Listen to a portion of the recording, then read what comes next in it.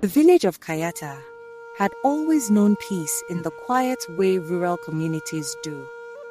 Through shared labor, evening laughter, and the steady rhythm of church bells.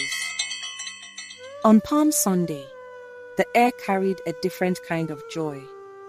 Children waved palm fronds, women wore their brightest wrappers, and men gathered early, exchanging greetings of hope and renewal. It was a day that reminded the villagers of triumph after suffering.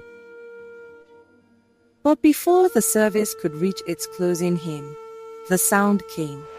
At first, it was distant, like thunder rolling across a dry sky. Then it grew sharper. Gunshots.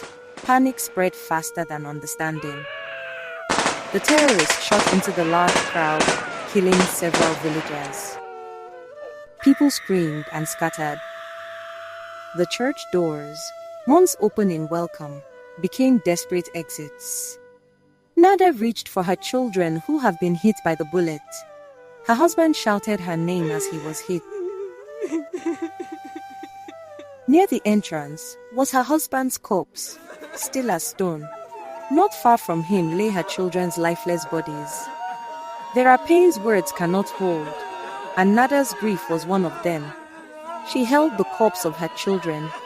She simply knelt, her body trembling, as if her soul had been torn loose. She let out a sorrowful shout.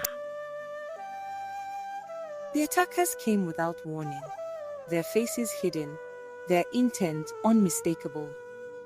Homes were set ablaze, and the once vibrant village turned into a place of smoke and cries. It was over as quickly as it began, leaving behind silence that felt heavier than the noise. Days passed, but help did not come the way it should have. Officials visited, offering condolences, wrapped in rehearsed speeches.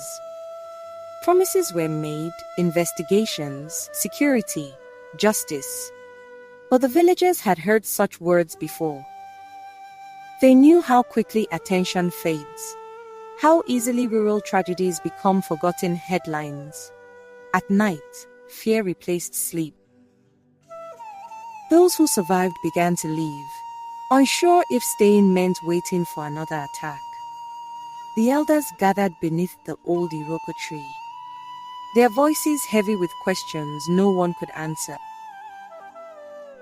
One evening, as the sun dipped behind the hills, Nada stood before the ruins of her home.